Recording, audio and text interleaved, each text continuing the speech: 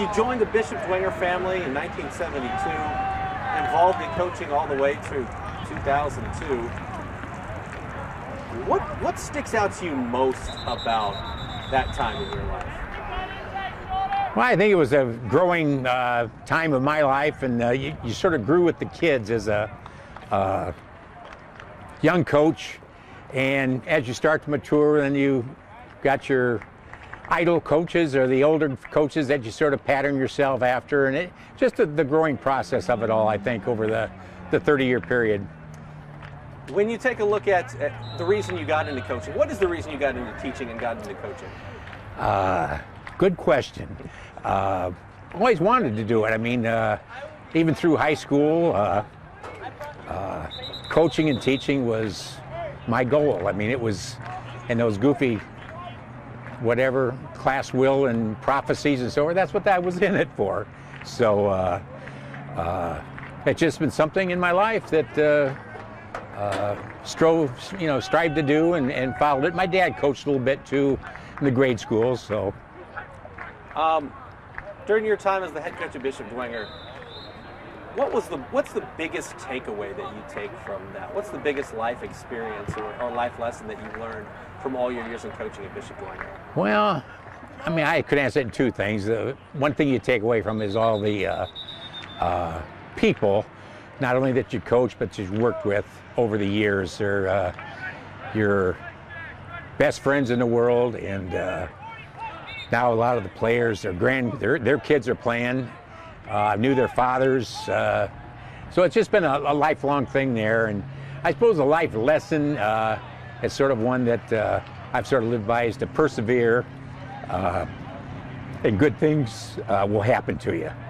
And that's just been my look on life, and it's held true. Obviously, there's a lot of ups and downs in coaching and teaching, but you persevere through it, good things happen. How much has faith played a role in what you've done? Oh, most definitely. I wouldn't have been here my whole working life if faith wasn't important. You know, God in our lives always has been number one, and family too, and whatever else was going on at the time was three. A lot of times that was football, of course. So no doubt about it, Dwenger is just a special place. You seem like a pretty optimistic guy, but after beating New Pal for the state title in 1990, you said in an interview, I'm kind of a pessimist when it comes to football. How do you describe that? Well, I think, and you hear a lot about the young coach today, that, you know, every week is a challenge. And it got to the point later in the career that you're not even, you know, I wasn't even off the field and you're already starting to look at the next week. People are lined up to get you in football, and it's awful hard to do what we did in 90 and then come back and do it the second year was a testament to the kids that we had at that time. What did it mean to win back-to-back state championships here at Bishop Dwenger in 90 and 91? I think something's very special. You see very few sports, you know, Super Bowl back-to-backs doesn't happen. NBA, it's very seldom. And it takes a lot of motivation the second year, because you always achieved something and got the hardware and the rings and all the other hoopla that goes with it to get not only players but the coaches and the school motivated to do it again. You and Kathy have been married almost 40 years, right around there. I'm not going to put you on the spot and ask you a number, I'm going to say it. 43 coming up. 43. What does it mean to have the family support that you've had behind you? Oh, you got to have it. If your wife and your kids weren't on the same boat, same docket that you were on, you don't last in this business, because the hours are long, and you know, 7 days a week during the season at that time, and now I think it's even more so with the 7-on-7s and all the stuff they do in the summers and springs. Your family better be on your side, or you're in the wrong business. First state title at Bishop Dwenger was here in '83. What do you most remember about that experience, and then how did that maybe fuel you to try and build a dynasty here at Bishop Dwenger football-wise? Well, I think first of all, it came early in my career. I felt like I cheated some of the older coaches that we got at my third or fourth year, but it was very special that year. It was the first football one for Fort Wayne, which I think made it special. There were fire truck rides and parades and awards at the State House, things like that. I think it sort of jump-started us into all 20 sports, that it became the goal to shoot for in your sport, more so than just a conference or a nice regular season, to go down the line. And I think Dwenger's proven that over the years in all 20 sports, they've all been very, very successful. Of the 3 state championships, was there any one moment in those state championship games where you actually got a chance to smell the roses? I think the first one, again, being young, but going for 2 with a point behind, a couple minutes to go. That one lasted a few days. That we took time out and, as you said, smelled the roses. It was very, very special, not only for the football team, but the school and the city at that time.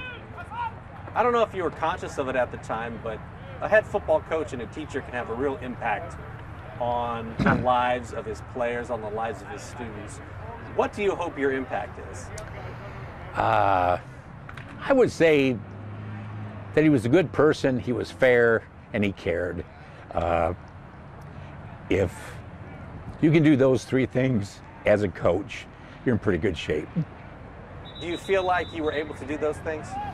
I wasn't perfect, I promise you that, but I tried very, very hard to accomplish those 3.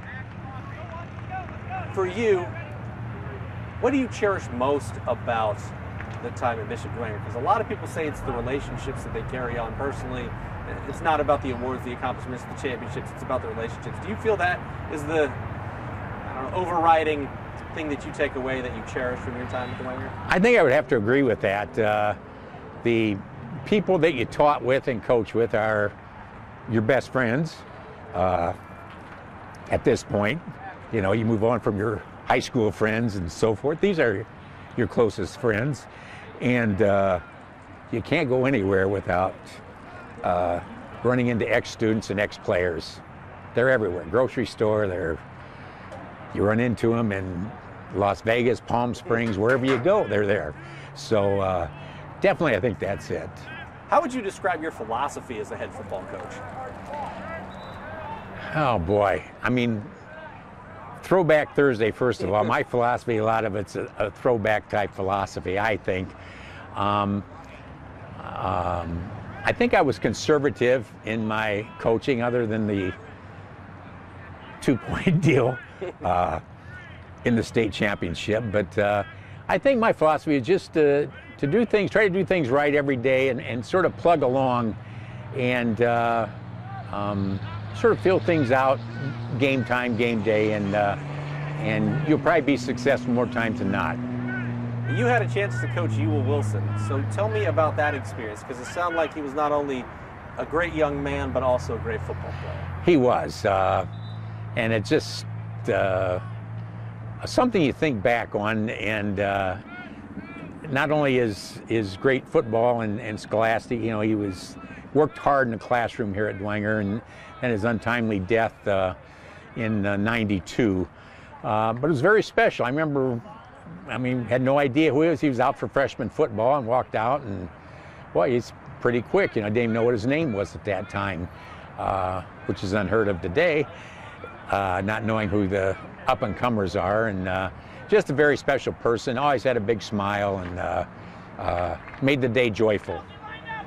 What was it like? Because obviously you had so many highs during your coaching career, but just hearing of his death, that had to be a low for you. That was a bad week, to say the least. We heard about it when we got off the bus after losing an overtime game in semi-state.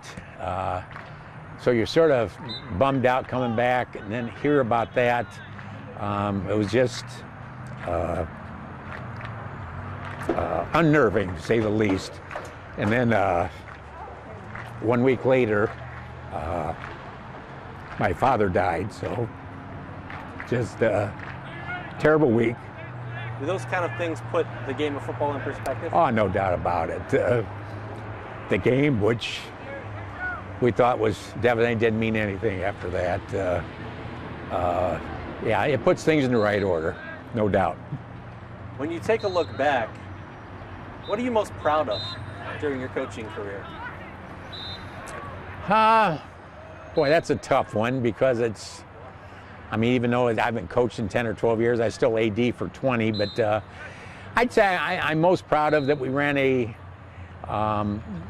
good, clean program, ran it the right way, treated the kids the right way, and whatever success or failures we had, that's the way life went. You're a father to Amy, Megan, and Mark. Which is harder? Trying to control 80 guys on the football field or being a father to 3? It's definitely two different ball games. On the football field, then again, throwback, you know, things went the way you said they were. When you got home, there was always questions, you know, why this, why can't I go, why this, and it's different, and you handled it different and raise the kids at home much different than you treat football players. A final question, when you see the guys out here and the way they carry themselves on the field and just the respect people have for the Bishop Dwenger program, does that make you feel a sense of pride? Oh, no doubt. I said one of the best things I ever did when I got out of coaching is to be part of the panel that hired Chris Schwarzkopf. What a great move on Dwenger's part. He's just been super. He's carried it on.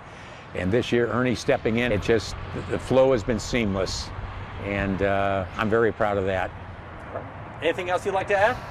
No, that throwback does bring back some memories as I watch some of these older guys that you do have on. And it's a neat project you're undertaking. Well, thank you very much. I think we are good.